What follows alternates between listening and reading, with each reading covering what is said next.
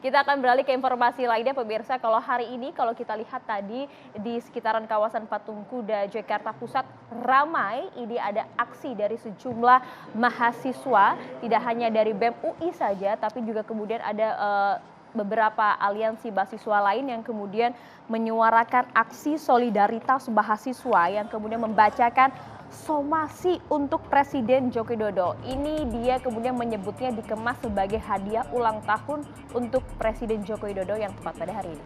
Kak, mereka meminta bahwa draft RKUHP yang sekarang dibuka ke publik agar bisa dicermati secara seksama. Inilah bentuk penolakan dari aliansi mahasiswa yang melakukan aksi unjuk rasa secara tertib di kawasan Patung Kuda Jakarta. Nanti coba kita libatkan mahasiswa agar bisa bersuara malam hari ini. Apa alasan mereka menolak RKUHP? Apakah mereka sudah mempelajari secara utuh pasal-pasal dalam RKUHP ini? Nah, apa yang kemudian mereka pertanyakan dan minta klarifikasi penjelasan ya, karena kalau kita lihat sebenarnya RKUHP ini juga menimbulkan banyak pro dan kontra juga dari sejumlah tokoh juga, Andro. Seperti misalnya ini, ada salah satu pasal yaitu pasal penghinaan penguasa yang kemudian banyak diperbincangkan. BEM UI juga menyoroti dua pasal lainnya, tidak hanya demo tanpa pemberitahuan tapi juga tadi pasal penghinaan terhadap penguasa. Padahal RKUHP dan juga DPR antara pemerintah dan juga DPR ini sudah sepakat, tapi sekarang memang sedang menjadi sorotan kembali. Coba kami tampilkan inilah grafis dari pasal 218, setiap orang yang di muka umum menyerang kehormatan atau harkat dan martabat diri presiden atau wakil presiden dipidana dengan pidana penjara paling lambat 3 tahun, 6 bulan atau pidana denda paling banyak kategori 4. Tidak merupakan penyerangan kehormatan atau harkat dan martabat sebagaimana dimaksud pada ayat 1. Dari dia pasal 219 RUU KUHP, setiap orang yang menyiarkan, mempertunjukkan atau menempelkan tulisan atau gambar sehingga terlihat oleh umum, memperdengarkan rekaman sehingga terdengar juga oleh umum atau menyebarluaskan dengan sarana teknologi informasi yang berisi penyerangan, ini juga kemudian akan dikenakan hukuman pidana. Ini dia ya, bahkan ranah elektronik pun kemudian juga disentuh oleh RUU KUHP. Apalagi kalau sudah menyangkut media sosial, kami yakin kritik ini bisa dikapitalisasi, bahkan begitu membabi buta ketika di media sosial. Orang-orang jadi rancu ingin membedakan apakah ini kritik yang objektif atau memang sudah dibumbu-bumbui, Maria ya. Ya, ini juga pasal 241 RKUHP yang kemudian juga menjadi perbincangan, di mana kalau Anda lihat di sini memang juga beberapa hal turut diperbincangkan, berisi juga penghinaan terhadap pemerintah yang sah dengan ancaman pidana paling lama 4 tahun penjara. Yang terbaru juga pasal 353 ayat 1 RKUHP menjadi sorotan juga baru-baru ini karena setiap orang yang di muka umum dengan lisan atau tulisan menghina kekuasaan umum atau lembaga negara dipidana dengan pidana penjara paling lama 1 tahun 6 bulan. Nah, ini yang kemudian menjadi pertanyaan, bagaimanakah koridor bentuk kritik dan juga bentuk penghinaan ini secara jelas, Andro, agar kemudian orang yang kemudian berniat memberikan kritik, masukan untuk pemerintah maupun penguasa ini tidak kemudian begitu saja dicokok dan juga dikenakan pasal. Bukan bermaksud repetisi mengenai mana kritik, mana penghinaan, tapi paling tidak untuk mengingatkan kembali kepada publik bahwa masyarakat harus tahu koridornya seperti apa. Langsung saja kita ulas, Maria. Langsung saja, kalau gitu kita sapa Maria. Sejumlah narasumber kami. Ada Ateria Dahlan, politisi PDI Perjuangan. Assalamualaikum, selamat malam Bang Terry. Assalamualaikum, selamat malam. Udah kelar kerasnya Bang? Sudah. Dan juga di sebelahnya ada Bang Bodi Hargens, pengamat politik. Selamat malam. Hadir juga di sini ada Bang Ade Armando, pegiat media sosial. Selamat malam, Bang Ade. Malam. Sehat, Bang Ade? Sehat-sehat. Makasih. Alhamdulillah. Bang Ade sudah kembali ke meja catatan demokrasi. Setelah kejadian yang luar biasa, cukup mengejutkan kami. Bang Ade, kami juga turut prihatin. Terima kasih. Kemudian kami juga mengundang Bang Abdul Fikar Hajar, pakar hukum pidana. Assalamualaikum, selamat malam. Selamat malam, Assalamualaikum warahmatullahi wabarakatuh. Ada juga pakar hukum tata negara, Bang Ferry Amsari. Assalamualaikum, selamat malam, Bang Ferry. Waalaikumsalam, selamat malam, makasih sudah diundang. Melalui sambungan Zoom, agar semua narasumber dan juga masyarakat makin jelas kira-kira pasal-pasal dalam RKUHP ini, kami juga menghadirkan langsung Wamenkumham Republik Indonesia, Profesor Edi Hiarit. Assalamualaikum, selamat malam. Assalamualaikum, selamat malam Pak Wamen. Waalaikumsalam, selamat malam Mbak Maria dan Mas Andro. Kami juga menghadirkan, ini ada mahasiswa juga Prof, kami libatkan yang tadi pagi menggelar aksi, Koordinator Bidang Sosial Politik BEM Universitas Indonesia, Melki Sedek Huang. Selamat malam Melki, kami langsung ingin ke Melki. Melki, kenapa mahasiswa menolak pasal-pasal dalam RKUHP? Bisa Anda jelaskan pasal mana yang paling keras tidak Anda inginkan? Yang jelas sebenarnya mahasiswa sudah menolak pasal-pasal bermasalah di dalam RKUHP itu dari tahun 2019. Dari draft di tahun 2019, September 2019, dan juga sampai kini kami menemukan banyak sekali permasalahan dalam RKUHP yang tidak terselesaikan. Seperti pasal-pasal terkait living law, perzinahan, kohabitasi, unggas yang masuk ke pengarangan rumah orang lain, dan lain sebagainya. Tapi yang menjadi perhatian terutama kami di dalam aksi-aksi kami belakangan ini adalah pasal-pasal yang memberangus kebebasan sipil terkait kebebasan berpendapat dan berekspresi, seperti pasal 273 di dalam RKUHP terkait larangan unjuk rasa, barang siapa yang dengan tanpa pemberitahuan terlebih dahulu mengadakan unjuk rasa, pawai, demonstrasi, dan menimbulkan huru-hara keonaran akan dipidana selama 1 tahun penjara. Dan juga pasal 354 penghinaan pemerintah, dan termasuk tadi pasal yang disampaikan oleh presenter, pasal 218 terkait penghinaan presiden. Sebenarnya dasar mengapa kami menolak ini cukup jelas, karena hukum pidana itu harusnya lex serta, lex scripta, dan lex stricta. Dia harus ketat, dia harus mampu menimbulkan kepastian hukum. Jika ada larangan unjuk rasa karena akan menimbulkan huru-hara dan keonaran, dari mana kita mendapatkan definisi huru-hara dan keonaran? Apakah hanya aparat kepolisian yang berhak untuk mendefinisikan mana huru-hara dan keonaran? Sehingga oleh karena itu kami melihat bahwa jika pasal ini disahkan, kami akan terus susah untuk berpendapat, akan susah untuk berekspresi, karena semuanya bisa jadi akan dianggap huru-hara dan keonaran dan dibubarkan secara paksa dan bahkan dipidana selama 1 tahun. Begitu juga dengan penghinaan terhadap presiden, penyerangan harkat martabat, dan lain sebagainya. Koridor antara penghinaan dan kritik itu amat sangat bias bagi pemerintah, penguasa, dan juga aparat penegak hukum. Sehingga kami menganggap jika kami tidak terus-menerus menolak pasal-pasal ini, kami akan kesusahan untuk menunjukkan rasa sayang kami pada republik ini dengan melakukan kritisi pada pemerintah, presiden, dengan adanya pasal-pasal dalam RKUHP ini. Begitu, Mas. Ya, tapi kalau tadi Anda sebutkan salah satu yang menjadi fokus juga adalah pasal mengenai aksi demonstrasi yang kemudian harus dilampirkan pemberitahuan. Ini kan kalau kita lihat dari segi pasalnya, dari kata demi kata sudah cukup komprehensif. Apa yang dipermasalahkan di sini? Setelah reformasi, kita punya Undang-Undang 9 tahun 98 tentang kemerdekaan menyampaikan pendapat di muka umum. Dan melalui undang-undang ini, kebebasan berpendapat dan berekspresi kita diatur sedemikian rupa, diperbolehkan dengan baik, karena itu adalah hak asasi kita yang diperjuangkan oleh abang-abang semualah di reformasi tahun 98 lalu. Undang-undang 9 tahun 98 mengamanatkan kita untuk dapat melakukan demonstrasi dengan melakukan pemberitahuan terlebih dahulu. Tapi pemberitahuan ini bertujuan untuk agar aparat kemudian mengamankan kebebasan berpendapat dan berekspresi kita ini. Dengan adanya pasal pidana kepada orang-orang yang tidak memberitahukan terlebih dahulu aksinya, unjuk rasanya, ini seakan-akan bukan lagi pemberitahuan, karena pemberitahuan itu harusnya sebuah kebolehan. Kita memberitahukan, bukan meminta izin gitu. Iya. Seakan-akan kita harus izin dulu, tanpa izin, tanpa surat terima. Bukan berarti membubarkan, Melki. Bukan berarti membubarkan, tapi Undang-Undang 9 tahun 98 mengamanatkan ketika kita ingin melakukan unjuk rasa, pawai, dan demonstrasi, kita memberikan pemberitahuan, bukan meminta izin. Okay. Seakan-akan ketika diatur pasal seperti ini di pasal 273, seakan-akan kita minta izin, dan kalau kita nggak dapat tanda terima pemberitahuan, kita bisa dipidana setahun. Kalau begitu Pak Wamen langsung saja, jadi apa Pak Wamen perbedaan jelas antara izin dan juga pemberitahuan Pak Wamen, agar tidak menjadi abu-abu lagi? Ya, jadi itu interpretasi yang keliru dari saudara Melki ya. Jelas di dalam RUU KUHP pasal 273 itu yang dipidana adalah tanpa memberitahu. Jadi Anda sendiri yang kemudian menginterpretasikan memberitahu sama dengan meminta izin, Anda keliru ya. Yang Anda harus pahami bahwa sebetulnya RUU KUHP tentang demonstrasi, pawai, dan segala macam justru lebih soft dari Undang-Undang Nomor 9 Tahun 1998. Di dalam Undang-Undang Nomor 9 Tahun 1998 itu ada batas waktu. Dia harus memberitahu 3 kali 24 jam sebelumnya. KUHP tidak membatasi itu. Kalau Anda besok mau demonstrasi, Anda memberitahu hari ini tidak menjadi soal, karena KUHP tidak membatasi. Justru di dalam Undang-Undang Nomor 9 Tahun 98 itu membatasi. Jadi Anda keliru menginterpretasikan bahwa pemberitahuan itu sama dengan izin, tidak. Ya, itu keliru besar Anda di situ. Jadi tidak berarti bahwa yang pemberitahuan itu hanya memberitahu. Kalau izin berarti tanpa persetujuan Anda tidak boleh melakukan demonstrasi atau pawai. Apa hakikat pasal ini? Apa maksud dari pasal ini? Pasal ini tidak lain dan tidak bukan adalah untuk menjaga ketertiban umum. Betul, Anda punya hak untuk berdemonstrasi ataupun apa dan lain sebagainya. Tapi jangan lupa, ketika Anda melakukan demonstrasi dan lain sebagainya, Anda juga mengganggu hak orang lain. Misalnya ketika Anda memblokir jalan dan lain sebagainya, itu juga Anda mengganggu hak orang lain. Itu hakikatnya mengapa harus ada pemberitahuan. Anda sendiri yang menginterpretasikan itu sebagai izin. Jelas-jelas kata-kata di situ tanpa pemberitahuan kok Anda menginterpretasikan izin. Itu komentar saya. Melki, Melki, ditanggapi silakan. dulu Melki, boleh? Saya rasa kalau saya dianggap keliru, harusnya tim perumus dan Pak Edi juga bisa melihat kepada lapangan gitu. Kalau misalnya Bukan soal itu, Mas.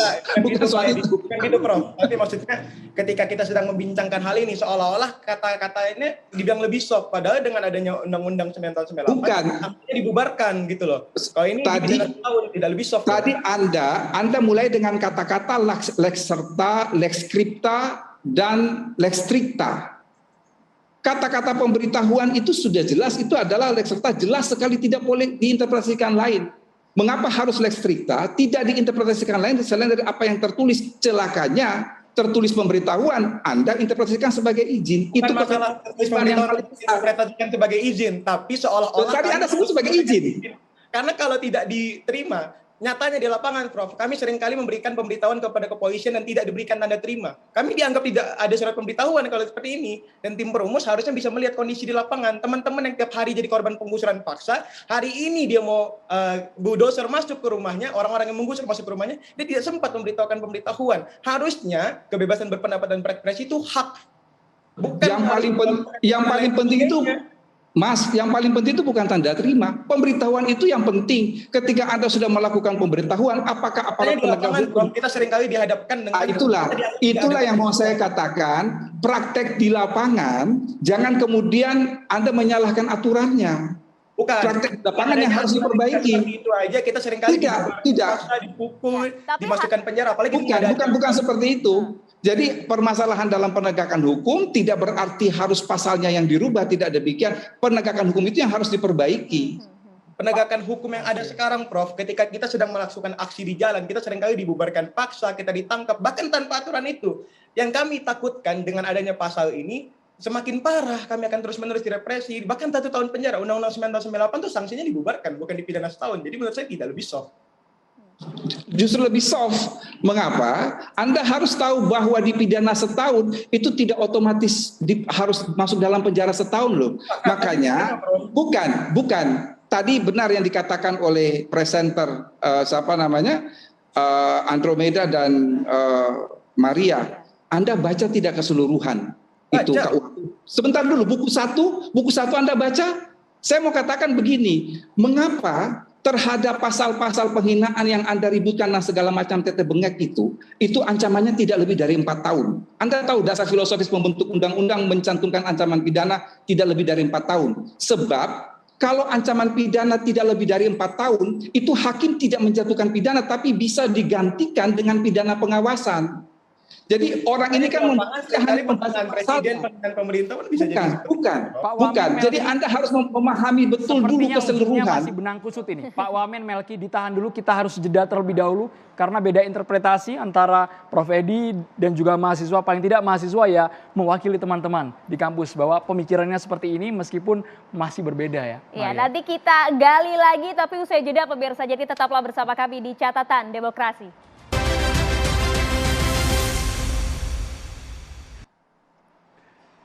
Ya, Anda kembali di Catatan Demokrasi pemirsa. Kalau gitu kami lanjutkan kembali Pak Wamen. Mungkin perlu ada klarifikasi yang cukup jelas Pak. Artinya misalnya kita sebut saja BEM UI akan menggelar aksi.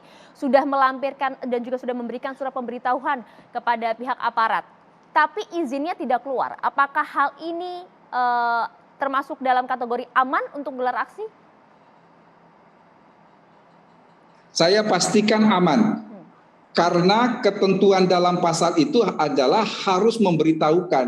Jadi letaknya itu pada surat pemberitahuan bukan tanda terima. Dan tidak perlu ada izin dari kepolisian. Karena yang penting adalah dia memberitahu. Ketika dia memberitahu maka tidak akan mungkin dia bisa dijerat dengan pasal tersebut. Tapi Prof, muatan dari aksinya terlepas itu ujungnya nanti huru hara atau aksi damai, apakah tetap diperbolehkan? Baca keterangan selanjutnya dari pasal itu. Ini kan dia dirumuskan kalau dalam bahasa hukum pidana itu delik material. Artinya harus menimbulkan akibat. Kalau tidak terjadi akibat apapun, maka dia tidak bisa dipidana dengan pasal tersebut. Jadi dia harus pertama menyampaikan surat pemberitahuan, yang kemudian kalau dia sudah menyampaikan surat pemberitahuan, sebetulnya tidak ada menjadi masalah. Yang menjadi permasalahan apabila dia tanpa pemberitahuan, lalu kemudian ada anak kalimat itu menimbulkan keonaran atau kerusuhan. Jadi posisinya surat pemberitahuan ini bukan masalah boleh atau tidak boleh diterima Bukan, atau tidak diterima. Tidak. Pemberitahuan dan izin itu dua hal yang berbeda, Mas. Oke, Melki ada yang mau ditambahkan? Sebenarnya kalau dari kami tetap menyoroti pasal ini karena seakan-akan ini tidak berhasil mewujudkan cita-cita hukum pidana itu, gitu kan? Padahal reformasi hukum pidana ini kan harusnya menghilangkan kata kolonial, tapi malah larang. Enggak. Sebentar dulu, Mas. Oke, dalam pemahaman Anda, seakan-akan seandainya begini, misalnya kalau dibilang lebih soft juga saya kurang sepakat. Kalau kita ngelihat ini rumusan pasalnya mirip sama pasal 510 KUHP yang sekarang, gitu kan? Dan juga pasal 510 KUHP yang sekarang itu pidananya 2 minggu, ini 1 tahun. Lebih soft dari mana di sini, gitu? Pasal 510. Terus kemudian kalau kita melihat pada pasal 273 ini, tadi katanya ini delik material. Selama dia tidak mengganggu kepentingan umum, tidak menimbulkan huru-hara dan keonaran, gitu loh. Definisi huru-hara dan keonaran ini bagaimana, gitu loh. Bahkan ini seringkali menjadi perdebatan di karangan aparat penegak hukum untuk dapat menjerat kami semua. Dan itu kepentingan umum ini juga definisi yang tidak jelas gitu. Ntar kami bikin macet dikit dibilang ganggu kepentingan umum. Ntar kepentingan umum itu gimana definisinya? Bahkan kami demonstrasi itu untuk memperjuangkan kepentingan umum sebenarnya. Begitu. Nah, ini kembali lagi, Anda sudah membaca belum mengenai arti beberapa istilah di dalam buku 1? Ini kan celakanya Anda tidak membaca semua. Jadi misalnya membuat tapi seringkali celakanya Anda tidak membaca semua, lalu Anda mengkritik. Seperti tadi Anda mengatakan ini tidak sesuai dengan cita-cita hukum pidana. Emang menurut Anda cita-cita hukum pidana itu apa? Enggak, gini deh. Tadi kan Anda bilang tidak sesuai dengan cita-cita hukum pidana. Emang Anda paham cita-cita hukum pidana itu apa? Anda itu kan, Prof ini kan kemarin menyampaikan pada kami bahwa reformasi hukum pidana ini diharapkan untuk menghilangkan sisi kolonial tadi gitu. Dengan ada masalah unjuk rasa, larangan ini dan lain sebagainya, kami seakan-akan ada di masa kolonial lagi, dilarang unjuk rasa ini itu dan lain sebagainya. Tapi oke lah terlepas daripada itu, masalah kepentingan umum tadi gitu loh. Kalau dibilang kami tidak membaca definisi huru-hara, definisi keonaran, definisi kepentingan umum, nyatanya di lapangan kata-kata seperti tadi huru-hara, keonaran dan kepentingan umum seringkali itu ada pembiasan dan seringkali menjadi celah untuk Pak Wamen di lapangan. Ya, itulah yang tadi saya kembali lagi bahwa ini praktek penegak hukum yang carut-marut, yang Anda salahkan adalah ketentuan pasalnya. Jadi itu seringkali ketika kita melakukan pengujian di Mahkamah Konstitusi, itu hakim konstitusi kan seringkali menolak dengan alasan bahwa ini yang dipersoalkan bukan normanya, sebetulnya adalah persoalan penegakan hukum. Ini yang kemudian saya lihat itu akan saya balik gampang saja. Tidak, kalau ada pasal semacam ini aja kebanyakan bertindak anarki, apalagi kalau tidak ada pasal ini. Bukan masalah itu kalau kalau tadi Anda mengatakan bahwa tidak ada pada pasal ini ada represif, apalagi kalau sebaiknya tidak ada. Sekarang saya balik. Ada pasal seperti ini saja terkadang mahasiswa itu anarkis, apalagi kalau tidak ada pasal ini. Artinya ada ketidakjelasan dari definisi-definisi bukan tidak, ini sangat jelas. Tidak jelas. Penegakan kan? Anda katakan penegakan, kembali kan penegakan kan? Kita beralih ke narasumber di studio terlebih dahulu. Iya, kita kalau berbicara mengenai hukum pidana, kita juga ingin dengar juga dari salah satu pakar hukum pidana, Pak Abdul Fikar Hajar. Apa yang ingin disampaikan, Pak? Ini jangan sampai kemudian benang kusut ini berlanjut. Mahasiswa Bapak mendengar semua ini, Pak.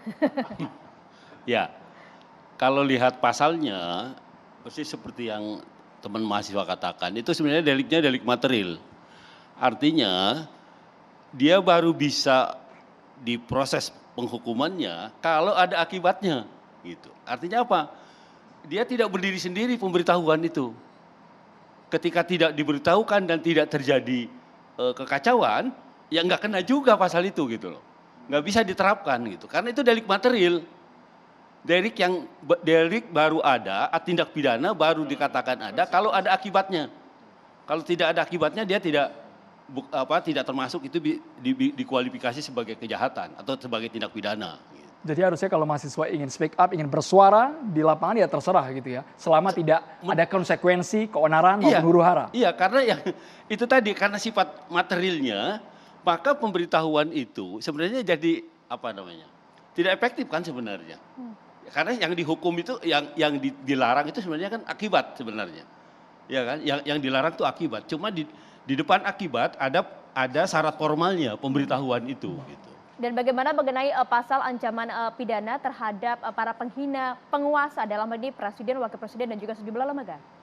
Ya, kalau menurut saya begini, saya sejak dulu berpendapat bahwa presiden itu adalah institusi, ya. Dia bukan orang, bukan personifikasi dari orang. Gitu. Sama dengan DPR, MPR, presiden itu institusi. Nah, karena itu kalau menurut saya penghinaan itu harusnya lebih pada orang ke orang gitu, bukan pada institusi. Nah, sejak dulu saya bilang, saya tidak setuju ada pasal penghinaan pada seseorang. Loh, ini pasal dari KUHP, ya kita lihat KUHP ke belakang. KUHP itu kan bawaannya penjajah kita Belanda, iya kan? Di Belanda itu sistemnya kan monarki, kerajaan ratu yang baru diganti kalau dia meninggal. Ya. Artinya memang hukum pidana harus melindungi ratu itu. Ya, harus melindungi, nah karena itu kemudian penghinaan terhadap ratu atau terhadap presidennya, kepala negaranya itu kena tindak pidana.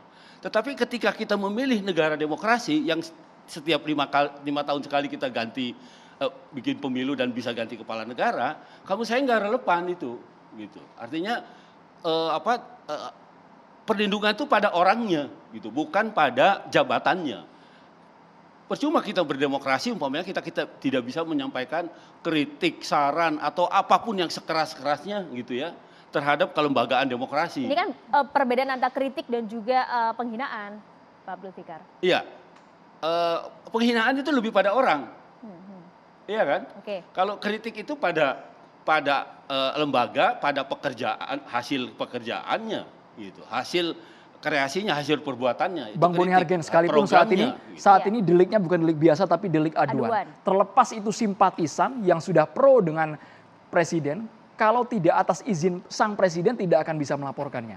Bang Boni. Begini, kasih saya waktu 1-2 menit. Saya mau kasih gambaran besarnya. Ini dari dimensi politik ya. Demokrasi kan nggak pernah bisa hidup tanpa kritik. Dan kritik mengandaikan ada ruang publik toh. Nah, ciri ruang publik yang benar itu adalah ruang publik yang terbuka, yang transparan, yang diskursif. Di mana di sana ada dinamika, ada dialektika gagasan, ada kritik di sana. Sejauh itu saya kira it's okay, fine.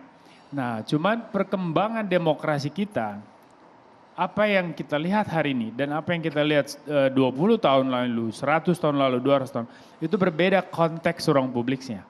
Maka Habermas mengatakan ini yang disebut ruang publik baru itu kan. Nah, ini ruang publik baru ini agak rumitnya karena dia kemudian selain bergeser dari ruang publik yang bersifat on-site itu yang kita bisa lihat sampai ke yang online. Nah, ruang publik ini juga kan bukan sesuatu yang bisa ditakar secara secara numerik ya, tetapi suatu konsep yang memang cair. Nah, ini tidak mudah. Di satu sisi ada ekspektasi yang besar dari publik bahwa demokrasi ini harus hidup. Syaratnya adalah ada kritik, ada dialog, ada deliberasi namanya, ada konsultasi publik. Nah, tetapi kan di sisi lain juga mereka yang menjalankan kekuasaan menemukan kerumitan yang sama. Apa itu? Atas nama kebebasan dan berlindung di balik ruang publik, orang bisa mengusung agenda-agenda yang justru merusak demokrasi. Dalam hal ini adalah penghinaan tadi, hoax, caci maki, fitnah. Nah, ini kemudian membawa semua pihak pada satu kerumitan yang membuat harus ada tindakan konkret. Nah, mereka yang menjadi policy makers kemudian berpikir harus ada aturan yang merespons situasi ini. Oke. Nah, dalam konteks inilah muncul yang sekarang kita bahas, rancangan undang-undang KUHP itu. Nah, rancangan KUHP ini menjadi persoalan besar hari ini dan bola panas karena satu, dari awal isu ini tidak ada pemahaman yang komprehensif soal pembedaan antara kritik dan penghinaan. Dan saya kira ini memang terkait sosialisasi dari pihak policy makersnya. Ini juga kritik ke dalam. Artinya teman-teman yang merumuskan rancangan ini harus juga punya tim komunikasi yang cerdas untuk bisa menyampaikan kepada publik sejelas-jelas sehingga tidak ada multitafsir yang membawa konflik. Lalu kemudian juga itu yang satu ya. Nah, Kemudian ada yang kedua, pemberitaan media juga ini kurang begitu mendalam menurut saya, tapi lebih penekanannya pada sensasi, sehingga kelihatannya bahwa pasal-pasal ini tujuannya mengebiri demokrasi. No, Bang. Kan sebetulnya Tidak ada enggak, maksud enggak. ke sana, Bagian mana Bang. yang Ada kemudian beberapa berita online yang saya baca agak provokatif, bukan TV One. Nah, Jelas, itu clear berarti Bang ya, bukan TV Iya. Terima One kasih ya. Om Muni, lanjut. Saya tidak bilang TV One sampai detik ini, mungkin besok saya nggak tahu. Nah, tapi saya mau mengatakan bahwa ini kemudian menggiring persepsi orang bahwa ini pasal mau membawa kita kembali ke era Soeharto. Padahal sama sekali enggak. Ini upaya negara untuk merespons konteks ruang publik yang rumit ini. Karena kalau tidak juga ada aturannya, nanti kebablasan ini bareng. Anda membaca unsur dari pasal-pasal tersebut cukup jelas menurut Anda? Saya harus kritik beberapa, tetapi Oke. saya terima beberapa. Bagian mana Bang? Boleh Bagian langsung? yang saya terima bahwa pasal soal penghinaan terhadap presiden itu penting. Kenapa? Ini untuk membuat orang belajar. You kalau mau kritik, you harus memakai akal sehat. Ada dalih-dalih ilmiah yang harus kita penuhi. Ada data di situ. Ya, ada sistem berpikir yang bisa diterima umum dan ada kesimpulan dan juga bisa rekomendasi. Tetapi kalau you bicara penghinaan, lihat postingannya Pak Roy misalnya ya. Patung Borobudur berwajah Pak Jokowi, ya kan? Itu kan Dia bisa, nge-retweet itu, Bang. bagi kaum libertarian fine, itu biasa aja. Tetapi kan bagi orang-orang konservatif, dia bilang ini penghinaan yang serius. Nah, you mau Subjektif bilang, artinya? ya, you mau bilang mana yang paling benar? Nggak ada. Hukum yang memastikan mana yang benar, oke?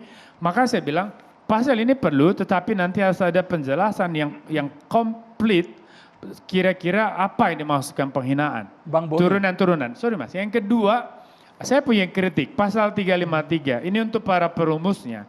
Tolong ini dibenahi konsep kekuasaan umum yang kalian maksud itu apa. Karena jangan sampai pasal ini kemudian memunculkan kontraproduksi. Dan itu kita tidak mau. Karena niat dari perumusan pasal-pasal ini kan untuk menjamin ketertiban umum. Menjamin demokrasi ini sehat, ruang publik ini sehat. Tapi jangan sampai ada pasal yang kemudian kabur atau karet. Nah, definisi kekuasaan umum di situ apa? Kalau kemudian itu mengacu kepada bupati, gubernur, DPR, DPD, terus kemudian sampai kepada presiden. Ya, pada ranah mana definisi kekuasaan umum itu bisa membawa orang kepada delik pidana. Oke, itu yang kemudian dipertanyakan. Nah, itu yang saya pertanyaan. Dan saya kira itu menjadi PR buat teman-teman yang Baik. merumuskan. Posisinya ada Terima lagi seperti ini Bang Boni. Ada yang mempertanyakan ketika kita menghina harkat martabat presiden. Posisi kejelasan harkat dan martabat ini di bagian mana? Saya Kenapa kira- prinsip hukum, unsur hukum lex strictanya atau kejelasannya tidak dicantumkan di sana? Sesaat lagi kita harus jeda hanya di catatan demokrasi pemirsa.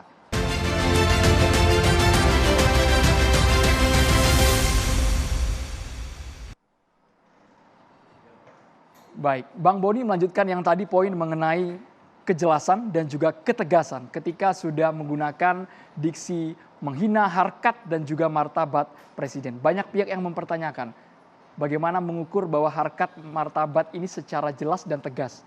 Bang Boni, Ya, sudah nyala Bang? Ya, saya kira sebetulnya sih banyak pasal di banyak undang-undang itu bisa diterapkan sebetulnya ya. Tetapi kan ini KUHP jadi landasan untuk semua ya, boleh-boleh aja ini dimasukin. Tapi sekali lagi penghinaan itu benar tadi kata Prof. Dia kan sifatnya ad hominem. Kalau dia mengacu kepada orang, penghinaan martabat sebagai manusia bisa juga martabat sebagai seorang pejabat publik. Nah, tapi yang menurut saya kemudian multitafsir itu adalah martabat sebagai pejabat publik. Di sini memang ruang multitafsirnya itu yang kita tidak bisa kendalikan. Karena sangat cair itu konsep itu. Bagaimana martabat sebagai pejabat publik itu kita mau sempitin. Kita mau pastikan itu definisinya. Dia kan floating konsep. Nah, tapi kalau martabat sebagai manusia itu mutlak.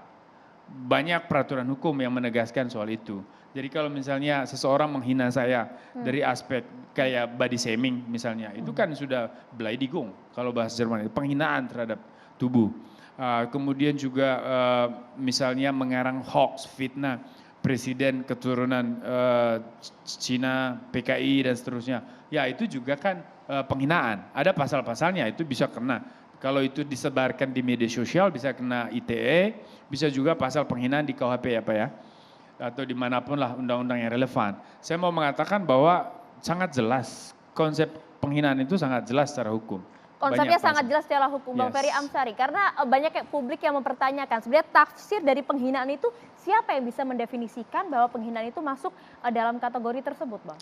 Iya, saya mau cerita dulu sebelum sampai ke siapa yang menentukan soal penghinaan. Pasal-pasal hadzai artikelen ini, Prof. Edi yang lebih pakar ya, lebih paham, saya berguru soal ini ke beliau. Atau katakanlah pasal yang berupa delik yang berkaitan dengan penghinaan publik ya. Bicara tentang caci maki dan segala macamnya. Ini pasal yang hidup di zaman kolonial Belanda. Di Belanda sendiri timbul pertanyaan kenapa setelah perkembangan zaman pasal ini tetap ada. Karena lahir dulu karena keberagaman etnis di Belanda, ya, orang saling menghina satu sama lain, lahirlah pasal ini. Tapi pasal ini dengan pasal-pasal yang lain ya cenderung berupaya melindungi para pembesar, katakanlah begitu ya. Misalnya dulu waktu zaman penjajahan pasal-pasal seperti ini digunakan untuk melindungi ratu, gubernur Hindia Belanda dan segala macamnya. Dan terus kemudian jadi pertanyaan di era demokrasi, kenapa pasal-pasal seperti ini dihidupkan? Karena cenderung penggunaannya untuk mempertahankan kekuasaan. Tidak lazim di dalam negara yang menganut sistem presidensial, ya. Perlu dijelaskan pilihan ibu dan bapak bangsa kita soal sistem presidensial karena menentang sistem kolonial dan kerajaan. Dia bicara soal kemerdekaan masyarakat sebagai yang berdaulat, bukan daulat raja.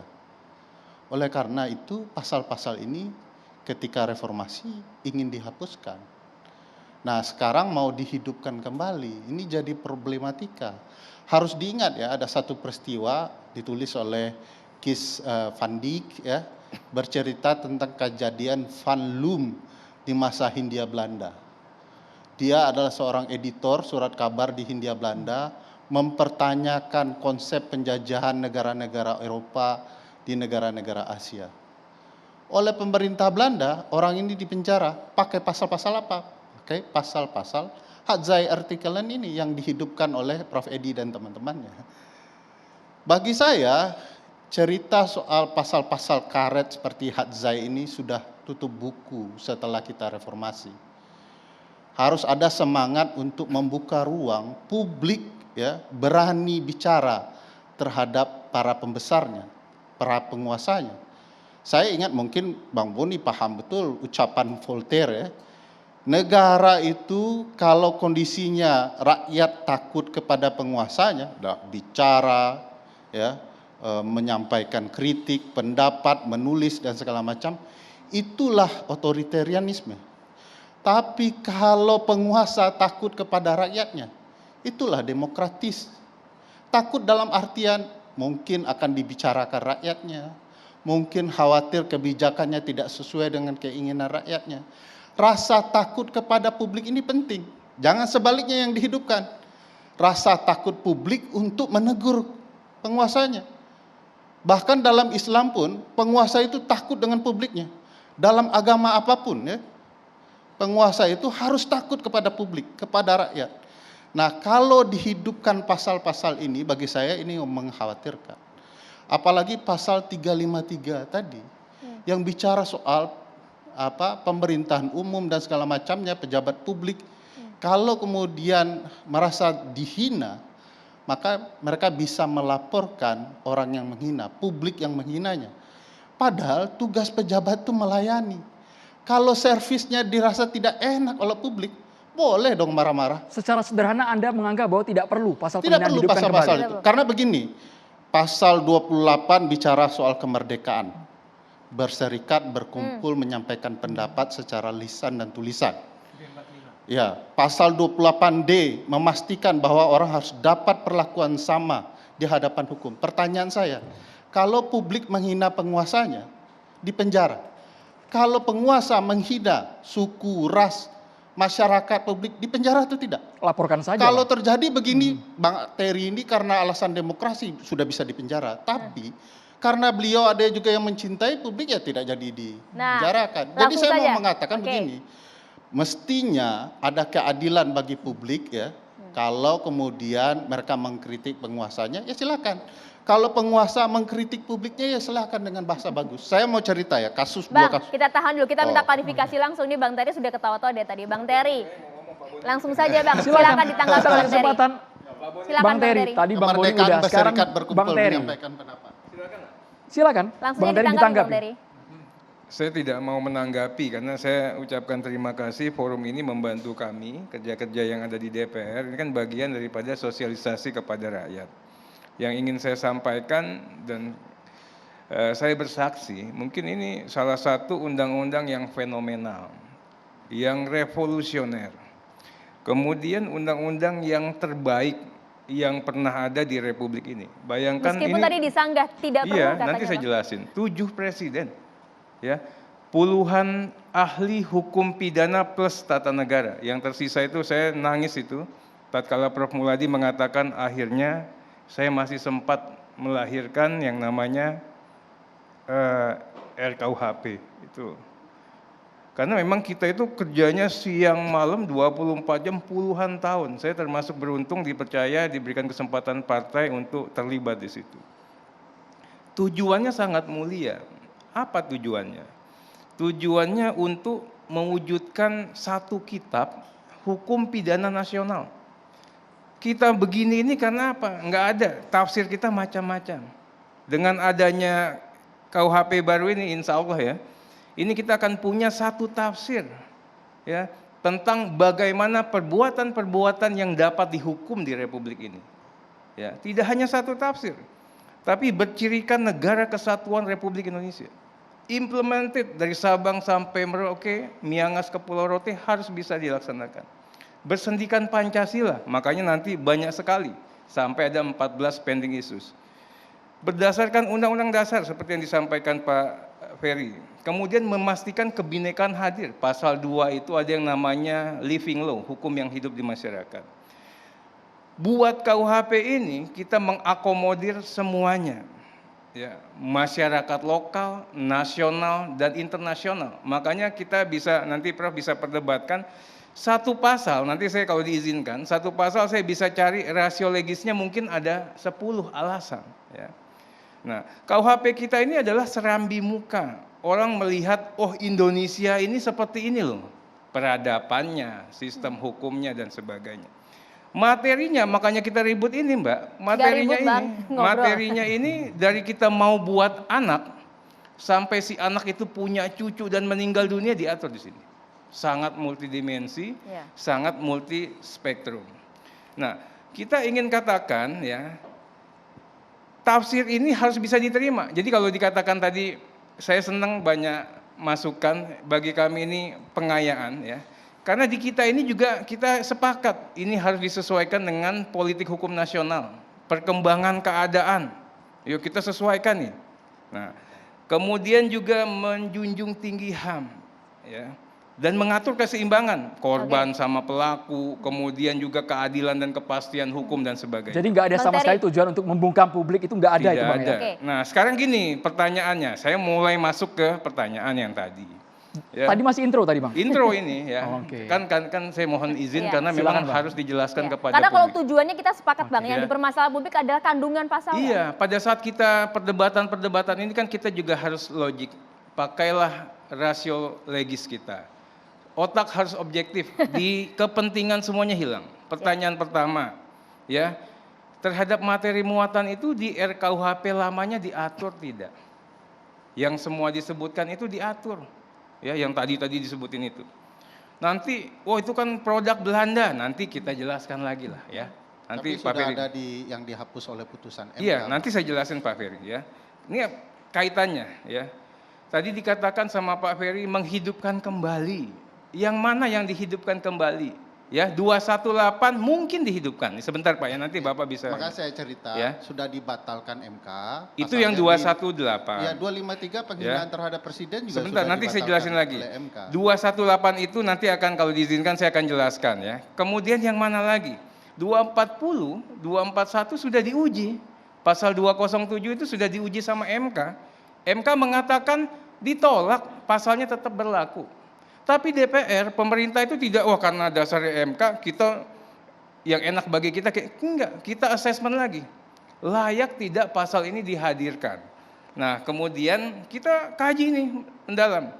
Ya, secara politik hukum nasional, kekinian keadaannya dan sebagainya. Yang disampaikan ya, masuk tidak ke 14 isu krusial. Ini penting karena memang semuanya udah selesai. Ya, yang masuk ke 14 isu krusial itu pasal 218. Nah, itu tadi langsung, 240 langsung enggak. sana saja, Bang. Langsung ya, 353 sudah selesai karena dijabarkan 218? kekuasaan umumnya, Pak. Kekuasaan umumnya sudah diatur di buku 1, definisinya seperti apa. Nah, di 240 itu tumpek blek dengan 207 KUHP lama. Sama. Nah, sekarang ditambahkan, dibuat lebih rigid yang tadinya delik formil, dengan perbuatannya saja bisa dihukum. Sekarang di 218 ini menjadi delik material. Perbuatannya sudah terjadi. Nah, kemudian apabila timbul kerusuhan, barulah bisa dilakukan upaya pelaporan, terbit haknya untuk melapor gitu. Jadi memang betul-betul limitatif. Nah, kemudian tidak perlu dipermasalahkan sebenarnya. Ini sudah ada dan sudah diterima, bahkan sudah di-assess sama yang namanya Mahkamah Konstitusi. Nah, berikutnya ya kita harusnya lihat Pak Ferry ya. Dulu berbuat aja dihukum. Sekarang udah berbuat, kalau kerusuhannya tidak ada dan sebagainya tidak bisa dihukum. Nanti timbul lex serta, lex scripta, ya lex strictanya di mana? Baca buku 1-nya, sudah dijelaskan satu persatu. Nah, berikutnya lagi keonaran, dijelasin betul yang namanya kerusuhan seperti apa dan sebagainya. Negara kita tidak anti kritik. Sebagai informasi, ya PDI Perjuangan dan Pak Jokowi mengatakan, saya ini sama pasal ini nggak masalah. Silahkan aja. Tapi kami pembentuk undang-undang dan pemerintah mau KUHP ini memang akan berlaku terus. KUHP ini tidak boleh menjadi produk rezim. Ya. Nah, saya sudah katakan tadi Pak, nanti ada putusan MK 013/2006 bisa dijadikan rujukan. Jelas sekali pertimbangan mahkamah seperti apa. Nah, kemudian dikatakan tadi Pak Ferry ya, di KUHP di seluruh dunia itu ngatur. Apa yang diatur? Pertama mengenai kejahatan itu sendiri. Tegas, kemudian mengenai kesusilaan, mengenai penghinaan. Ini bagian dari postur DNA-nya suatu kitab undang-undang hukum pidana. Pidana Amerika nggak ada. Nanti saya jelasin ada Pak, nanti saya jelasin ya. Nanti saya jelasin sebentar ya. Nanti boleh sesaat lagi Bang, nanti kita harus jeda dulu ya di catatan demokrasi pemirsa. Bang Ferry, Bang Arteria ditahan dulu, kita harus jeda terlebih dahulu pemirsa.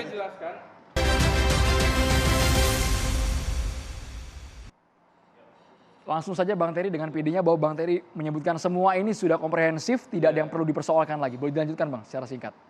Yang perlu kita tekankan lagi bahwa saat ini kita sedang membuat satu kitab hukum pidana nasional. Itu penting banget. Jadi apa yang baik bagi suatu negara tentunya akan diimplemented. Nah, kita sudah kaji, sudah cari satu persatu. Bicaranya mengenai perluasan zina. Kita nyari ke Muslim sampai ke Mekah, Hindu sampai ke India, semuanya kita gali Pak. Ya. Nah, kemudian saya bicara lagi mengenai masalah sanksi. Penjara penuh di mana? Semua sanksinya kita downgrade. Dan pakai kalimat atau, artinya nggak mesti menjalankan pidana dengan denda, bayar pengawasan dan sebagainya. Dan semua redaksi diperhalus, tapi tegas. Artinya apa? Sulit untuk menjerat. Jadi nanti nggak usah khawatir. Nah, 218 sudah kita buktikan. Nah, kenapa untuk medsos naik sedikit? Bandingannya harusnya apa? Lihat undang-undang ITE. ITE-nya 6 tahun sama kita jadi 4 tahun. Oh, emang kenapa? Iya, ini KUHP ini rekodifikasi. Tadinya penghinaan 310-311 dikeluarkan, dekodifikasi jadi ITE dan sebagainya. Sekarang kita tarik kembali, rekodifikasi. Nanti begitu KUHP ini disahkan, ITE-nya hilang. Berlakulah yang 4 tahun Anda tidak dihukum. Kurang demokratis apa itu? Nanti ini coba Bang Terry, direnungkan menarik kembali. kalau sudah Nah, menyinggung soal ITE, kita bicara media sosial. pasal 218 Oke. ya. 218 tadi menarik karena isunya TV One Ya. itu menghina penguasa 3,5 tahun. 30 detik ya Bang. Ya. Izin. Kita katakan ini deliknya delik aduan. Pengecualiannya untuk kepentingan umum, mengatakan membela diri sendiri, mengatakan yang benar, itu bisa tidak dihukum. Kemudian harus dilakukan pengadunya langsung presiden atau wakil presiden. Dan sekarang pasalnya udah ada, ya yang 218 dihapus, yang tadi 240-nya masih ada. Nggak ada yang pakai pasal ini, Pak Jokowi tidak pakai. Ya, udah ada, masih ada pasalnya. Nah, kenapa begitu penghinaan itu ya? Pasal itu sudah dihapus soal penghinaan. Bukan yang 218, pemerintahan yang sah Tapi 240-nya jangan masih disebut ada. Pak Jokowi tidak Sebentar, pakai. sebentar. Memang Ya. pasal yang Ya, tidak saya bisa masih dipakai lanjutin Pak ini. Jokowi. Jangan disesatkan. Ya. Jangan disesatkan dulu. Enggak. Tadi kan 218-nya Bang Terry eksis. bilang semua negara di dunia pakai. Nanti nih, Saya sudah sebut nih, negara saya yang bacakan tidak ya. pakai. Ini saya bacakan Pasal ya. penghinaan terhadap pemerintahan umum ya. Ya. Nah, mana Oke, negaranya? saya jelasin ya. Di Denmark ada, di Belgia ada, di Jerman ada, Islandia, Italia, Belanda, Portugal, Nah, ini Slovenia, saya perlu Swedia, luruskan Inggris. ya. Enggak, sebentar dong. Di Anda Eropa, objektif dong. Ya di sebentar. Anda Anda nanya menyebut di mana? Eropa. Saya jawab negaranya di mana. Oke, Tadi gantian, saya Bang. tanya, Anda Sudah saya jawab jawab. seluruh dunia. Anda nanya Amerika ada nggak? Nggak Amerika ada. tidak punya KUHP, tapi Yes. Amerika mengatur, menghina Di mana? kepada negara. Di mana? Nanti saya kasih Di ya. mana? Ada. Wong Biden baru dibilang moron Bukan. kemarin. Di mana ada? Kita baru Trump bahas dibilang pasal ini, Pak. idiot. Enggak, kita Ya. baru bahas pasal ini. Kapan orang di penjara Tapi menghina sanksinya presiden? karena tidak ada KUHP. Hanya di negara sanksinya ini gugatan yang mau perdata. dihidupkan kembali. Di Bisa. Eropa Enggak, ini sudah ada. ditutup Sebentar. buku itu. Anda jangan kecuali menyesatkan di dulu. Polandia. Sebentar, Anda nanya sama saya, di Ya, negara Anda mana sudah menjawab saya di sebutkan? seluruh dunia. Kemudian Anda Kita- nanya di Amerika ada nggak? Saya tidak bilang ada kan? Amerika tidak punya KUHP, Ya sudah. tapi bisa Oke. melakukan gugatan Tidak. presidennya. Bang Apa Ferry, contoh kasusnya? Bang Ferry. Enggak bicara kontak, diatur atau tidak. Anda nanya jangan Di mana diatur orang KUHP aja tidak ada? Bukan tidak pakai KUHP. Ya di mana Jadi diaturnya? presiden bisa menggugat secara perdata. Ya.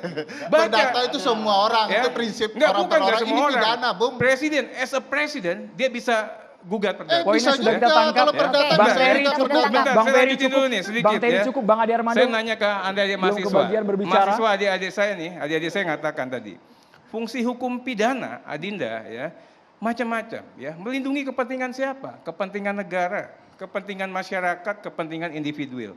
Masyarakat atau negara, kepentingan negara mana yang dilindungi? Pertama masalah keamanan.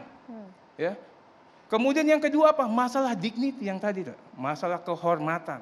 Anda bisa bayangin pemilu yang ratusan triliun untuk milih warga negara. Begitu dia ini langsung dianggap landai, bisa dicaci Baik, maki, Bang celak. Ferry. Ini kita katakan begini sedikit ya. DNA-nya penghinaan itu di mana-mana perbuatan tercela, baik dari aspek agama, aspek moral, sosial kemasyarakatan dan sebagainya. Ya, makanya kami merumuskan ya untuk mengatur seperti Iya. itu. Bang Terry Saya kalau mau begitu. kasih contoh kasus saja untuk Oke. Bang Terry. Suatu waktu Nabi Muhammad tuh dihina seorang nenek-nenek.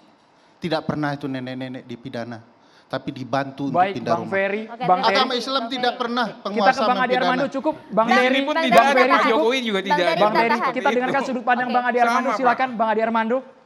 Ya, Sebagai terima pegiat kasih. media sosial jangan sampai kemudian kurang Masuk begitu paham dengan pasal ini, Bang. Oke. Ya, kalau saya ya terus terang, saya juga mewakili teman-teman yang lain barangkali, Bung Arteria, kita sih berharap memang pasal tersebut tidak jadi ada di dalam KUHP yang nanti disahkan ya. Niatnya barangkali baik dan bisa dipahami dari tadi penjelasannya, tetapi memang bahayanya terhadap demokrasi terlalu besar. Pemerintah itu memang harus menjadi pihak yang bisa dihina, harus bersedia dihina karena ya dia memang harus seperti tadi dikatakan dia melayani masyarakat. Kalau dia bekerjanya nggak beres, dia bisa dibilang moron atau idiot atau goblok atau apapun atau seperti dulu Bu Mega pernah dibilang mirip Sumanto. Kan pernah tuh dulu kasusnya ya. Ya Jokowi saja persis seperti Anda bilang. Kan mengatakan saya nggak ada masalah loh sama pasal ini. Karena memang kita ingat misalnya, ingat nggak majalah Tempo pernah buat sebuah karikatur cover di mana dia digambarkan sebagai berhidung panjang seperti Pinocchio. Dia tidak melakukan apa-apa. Karena saya pikir itu mencerminkan kenegarawanan dia. Nah dalam hal ini kita memang harus terima kenyataan bahwa pemerintah adalah bukan sesuatu yang terlalu sakral untuk tidak diganggu, tidak dikritik, tidak dikecam, tidak dihina. Mereka harus mau dihina. Anggota DPR harus mau dihina. Sebentar ya. Mungkin dikritik Bang, bukan dihina gitu. Enggak, kalau saya bahkan sampai tahap dihina pun itu boleh. Sebagai bentuk pelayanan. Yang tidak boleh adalah difitnah. Kalau saya mengatakan Bung Arteria korup, Anda boleh menuntut saya. Apalagi di depan televisi seperti ini. Jadi defame atau pencemaran nama baik itu boleh. Tapi kalau cuma dihina, ya hina itu kan bisa bergerak dari kata-kata kotor, alat kelamin dan seterusnya, sampai sekedar bilang bodoh. Kamu tuh bodoh, kamu tuh nggak pantas jadi presiden lagi atau jadi menteri atau apapun. Nggak masalah itu Bang ya? Nggak masalah mestinya. Saya khawatirnya begini Bung Arteria, begitu itu dilarang, kita betul-betul akan bungkam. Tadi teman-teman nanya, Bang Ade gimana? Ya udah saya diem aja, saya akan ngomong yang baik-baik aja. Saya akan puji-puji aja pemerintah yang manapun, DPR yang manapun, saya akan bilang oke, bagus kok kerjanya. Nanti Cokro TV gak seru lagi Bang. Siap, tutup. Nah dengan gini kita berharap bahwa, saya kembalikan dulu deh ke Universal Declaration of Human Rights, itu jelas kok, kebebasan berekspresi itu bebas, kekecualian terhadap kebebasan berekspresi itu hanya ada 4. Pertama adalah kalau itu sampai melanggar hak asasi orang lain, dalam hal ini fitnah. Kedua adalah kalau ini sampai mengganggu ketertiban umum. Ketiga adalah kalau dia sampai membahayakan general welfare. Dan satu lagi kalau melanggar moral. Jadi kalau memang KUHP ini mau turun tangan, yang harus diatur tuh public ordernya. Jadi yang harus dicegah jangan sampai terjadi kerusuhannya. Orang yang menginisiasikan kerusuhan itu harus dihukum. Bahkan saya menganggap kalau perlu berat kan. Tapi kalau hanya ada orang, saya misalnya mengkritik taruhlah sebuah kementerian, saya bilang nggak becus atau amatiran atau buruk, kemudian terjadi kemarahan, terjadi perkelahian misalnya, dan kemudian gara-gara itu dikatakan sudah terjadi kerusuhan atau apa tadi? Huru-hara. Keonaran. Terus yang jadi salah bukan orang yang onar ini, tapi yang memulai, artinya sayanya misalnya. Karena itu saya berharap sekali buat teman-teman yang sedang menggarap KUHP ini, buat pasal ini jangan kembalikan kita ke masa lalu. Pasal-pasal tersebut sudah dicabut kok oleh Mahkamah. Secara jelas Bang Ade poin mana yang harusnya tidak usah dipersoalkan lagi dan tidak digunakan? Penghinaan. Oke. Pelarangan terhadap penghinaan itu menurut saya tidak perlu ada dalam KUHP. Iya. Supaya kita demokrasinya jangan sampai kerja keras Anda itu justru yang dicatat adalah gara-gara KUHP yang dibikin oleh Bung Arteria dan kawan-kawan, kita mengalami setback secara demokrasi. Saya cuman berharap begitu. Itu saja barangkali. Ya. Saya ingin menanggapi dari Pak Wamen, silahkan komentarnya Pak Wamen. Ya, makasih. Sekaligus saya meluruskan banyak pernyataan Ferry yang keliru itu ya. Yang pertama saya berangkat dari filosofis hukum pidana. Filosofis hukum pidana itu adalah melindungi kepentingan. Tadi sudah dijelaskan oleh Bang Arteria, kepentingan yang dilindungi itu adalah kepentingan masyarakat, kepentingan negara, kepentingan individu. Maka pertanyaan lebih lanjut, yang dilindungi dari kepentingan masyarakat, negara, dan individu itu apa saja? Antara lain itu adalah dignity. Itu sebabnya ada pasal-pasal mengenai penghinaan. Bang Ade Armando, saya koreksi Bang, penghinaan itu ada 4 jenis. Saya kalau orang pidana dengar Bang Armando ngomong, saya jadi ketawa juga. Apa 4 jenis penghinaan itu? Satu adalah smart. Smart itu menista. Yang kedua adalah laster. Laster itu fitnah. Jadi lucu juga nih. Tidak setuju penghinaan tapi setuju fitnah diatur. Padahal fitnah itu adalah bagian dari penghinaan. Yang ketiga yang disebut dengan istilah envodehe belediging atau penghinaan ringan. Kemudian ada yang disebut dengan istilah lasterlijke verdagmaking, menuduh secara memfitnah. Lalu ada lasterlijke aanklacht, melapor secara memfitnah. Jadi sebetulnya banyak pasal mengenai penghinaan itu adalah isinya fitnah.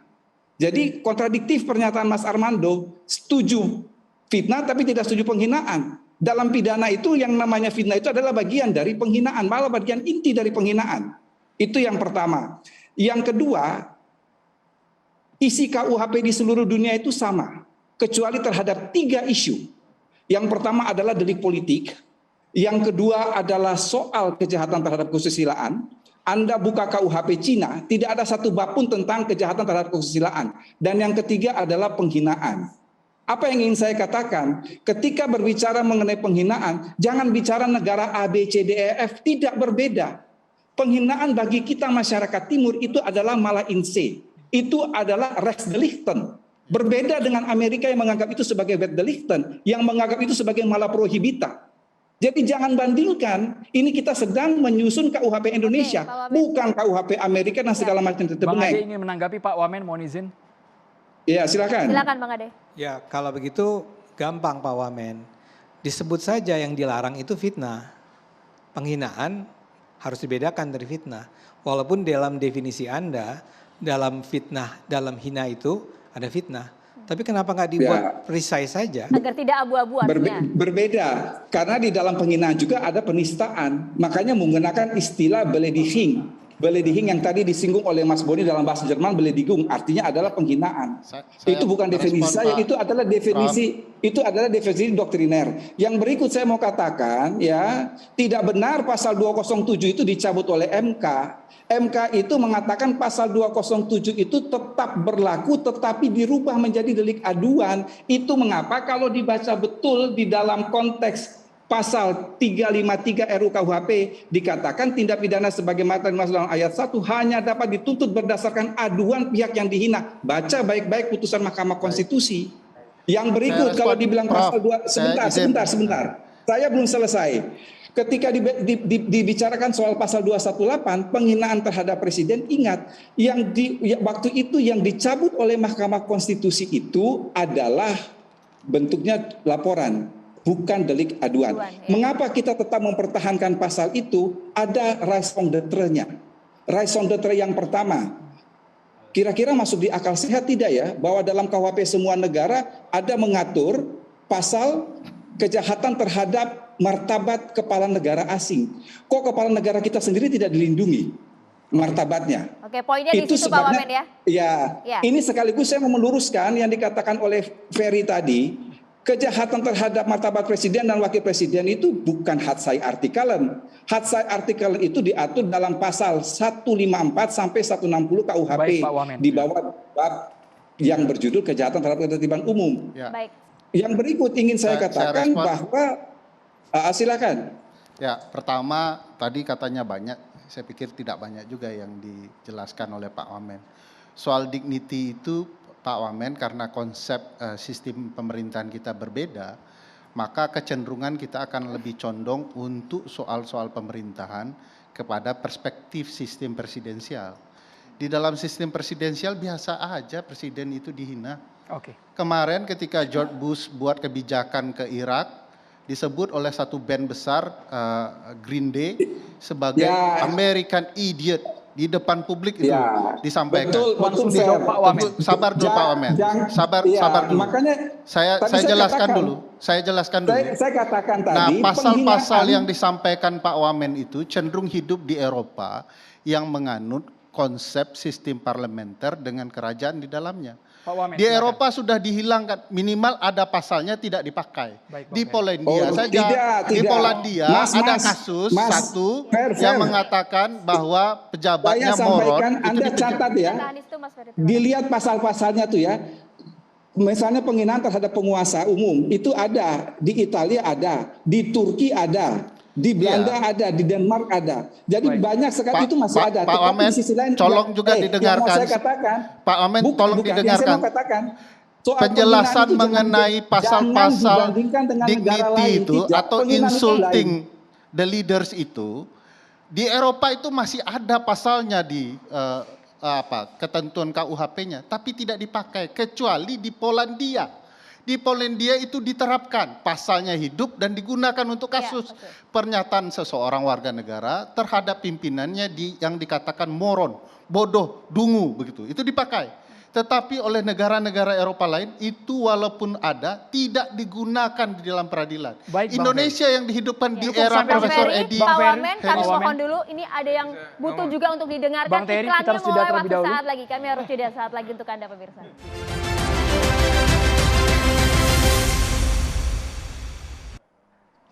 Ya pemirsa, kita sudah kehadiran Kiai Haji Syarif Rahmat di studio. Assalamualaikum Pak Kiai. Silakan. Ya. Assalamualaikum warahmatullahi wabarakatuh. Mudah-mudahan teman-teman semua yang berada di sini benar-benar memikirkan rakyat, insya Allah. Al-Quran memberikan gambaran bagi pengobatan tubuh manusia yang sakit. Minum madu. Selama ini sering kita mendengar kata semanis madu. Padahal faktanya tidak semua madu manis. Ada yang pahit, ada yang asam, ada yang peuheur, kata orang Sunda. Madu-madu itu semua bisa dikonsumsi. Tergantung stabilitas tubuh manusia apa yang terganggu. Semua madu itu syifa'ul linnas, diproyeksikan untuk menyembuhkan penyakit instabilitas tubuh manusia. Nah, kejahatan, keburukan itu penyakit sosial itu. Dia harus disembuhkan dan harus ada vaksinnya. Tentu tidak semua obat itu manis. Ada juga yang pahit lah. Ya kalau anak-anak yang masih baru kemarin merdeka mungkin masih butuh dengan obat yang manis. Tapi dalam situasi tertentu ketika penyakit itu sudah berat mungkin dia butuh obat yang pahit. Dan orang tua bukan cuma madu yang pahit. Dia bahkan akan mencari sendiri jamu yang paling pahit asal aku sembuh. Asal badanku sehat. Siapakah orang tua bangsa hari ini? Ketika corona menjangkit, semua dokter bicara. Ada yang sekedar suruh pakai masker, naik dikit jaga jarak. Kemudian ada yang sampai vaksin.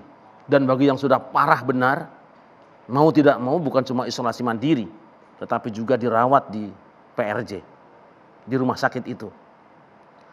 Ada orang-orang yang sok tahu mengatakan ini apa? Biasa saja. Korbannya banyak.